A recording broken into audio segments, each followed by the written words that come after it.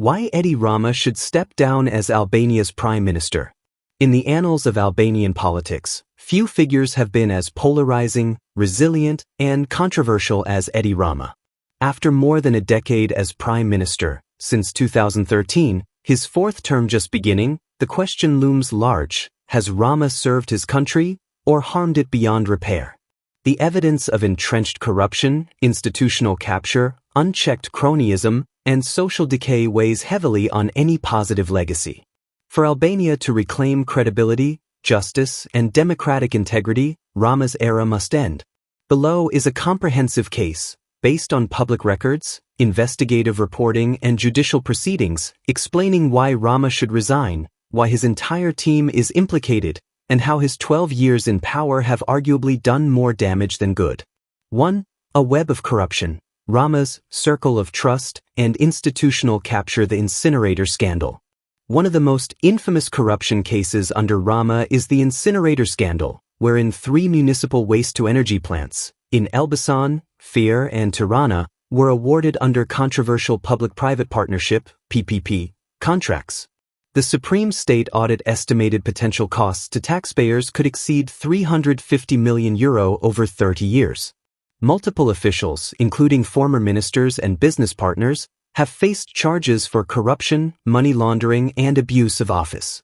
Critics argue that the contracts were opaque, awarded without competitive tendering, and that the emergency decree used to justify them was legally dubious. Co-opted mayors, systemic local corruption. Under Rama's tenure, many mayors affiliated with the Socialist Party have been implicated in corruption. Vangjush Deko, longtime mayor of Durrës, was arrested in June 2023 for abuse of office concerning promenade construction and building permits. Safet Gisai, former mayor of Kukës, was accused of solicitation of sexual favors in exchange for public contracts. George Goro, acting mayor of Himera, faced charges for violating equality rules in tenders. Fedos Tush, former mayor of Lushnja, arrested for equal treatment violations in public procurement.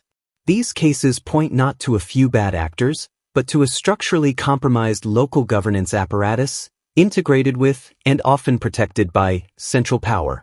Defense of Saimir Tahiri. Rama's longtime trust in Saimir Tahiri, former interior minister, is emblematic of compromised judgment. Tahiri was convicted in 2022 for abuse of office, connected to the Habalaj drug trafficking network. Rama had publicly defended him at every turn, famously stating he had more communication with Tahiri than with his own son.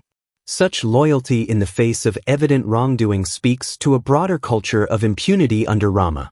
Undermining the special prosecution. In 2025, Rama publicly criticized the special prosecution, the body tasked with investigating corruption, after it targeted one of his close allies, Tirana Mayor Aryan Velic. This attack on prosecutorial independence is especially alarming, as it reveals how the executive seeks to shield its inner circle from accountability. Enemies of the state, discourse. Rama has repeatedly accused judges and prosecutors of acting as adversaries, enemies of the state, when their investigations threaten his network. Such rhetoric undermines the rule of law. It frames legitimate judicial action as political warfare, chilling independent institutions. The McGonagall-Ducka espionage/influence affair. One of the gravest recent scandals implicates Rama more directly. His alleged ties with Charles McGonagall, former FBI official, and Dorian Ducka, his advisor. Rival politicians accuse Rama of being a de facto manager of a narco-state infrastructure, connected to foreign influence operations and shady Western financial flows. Allegations include unregistered influence, espionage alliances, money transfers from Chinese energy companies, and misuse of diplomatic cover. If proven, these charges would transcend corruption into the realm of national security breach. 2. Institutional degradation, media control, and democratic backsliding. Politicized justice and purge narrative. Rama regularly frames anti-corruption initiatives as political purges, thus delegitimizing them when they probe his side. He has also delayed reform of the penal code in ways that stall prosecution of powerful figures. Weak media and press freedom. Under Rama, media consolidation among friendly business interests has flourished. Critical outlets struggle for survival. Journalists covering corruption face pressures, legal harassment, and selective state advertising. While not all these actions are easily documented in public sources, the pattern is consistent with global indicators of democratic decay. Symbolism over substance. Diela, the AI minister. In September 2025, Rama announced the appointment of Diela, an AI-generated virtual assistant, as a minister in charge of awarding public procurement contracts, intended to eliminate human corruption. But Diela is not human, is not legally a citizen, and the constitutional legitimacy of such a role is dubious. Critics view this as a gimmick to deflect attention from the very human networks that still control decision-making. 3. Social, economic, and demographic collapse. Emigration and brain drain. During Rama's tenure, Albania has seen an exodus of young professionals, university graduates, and skilled workers seeking opportunities abroad. Despite promises, job creation in the formal sector, which can retain talent, has lagged. Growing diaspora sends billions back home, but that is compensation, not structural prosperity. Low wages, high inequality. Although the minimum wage was increased from 24,000 all in 2017 to 40,000 all, about €404, the gains are modest. Many citizens still struggle with underemployment, inflation, and rising living costs. Public sector wage hikes do little to stimulate sustainable growth.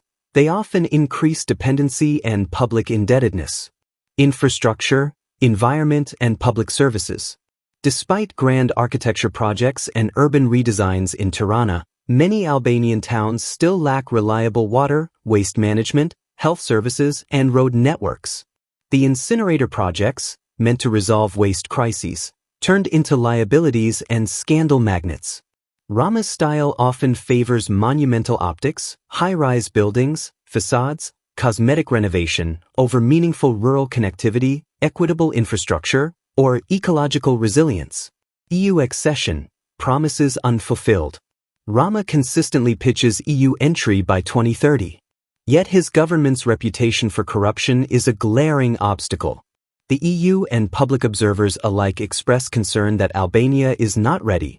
The judiciary is still politicized, asset recovery is weak, organized crime remains deeply entangled, and rule of law benchmarks are unmet. If accession proceeds without genuine institutional reform, it risks legitimizing a hollow facade. 4. Why his removal is necessary. The moral, strategic, and systemic case. Moral accountability. A leader who tolerates corruption, protects cronies, and undermines justice forfeits moral legitimacy. The people deserve a government that enforces the same rules on elites as on ordinary citizens. Institutional reset. A clean slate is needed to rebuild institutions free from family, party, and patronage capture. Rama's departure would open space for credible reforms on judiciary, anti-corruption, local governance, media freedom, reopening political competition. Rama's dominance stifles opposition, civil society, and young leadership. Ending his tenure allows a renewal of political pluralism, stronger checks and balances, and generational leadership, restoring credibility with EU and global partners. Albania's future in the EU depends on trust in its rule of law. If the international community sees that one major leader is held to account, it sends a corrective signal, preventing state capture. When one network dominates all levers of power, including security, economy, media, democracy becomes a facade. Change is urgent before capture becomes irreversible. 5. Conclusion. Beyond Rama, what must be done? Removing Edi Rama is not an end, but a necessary beginning.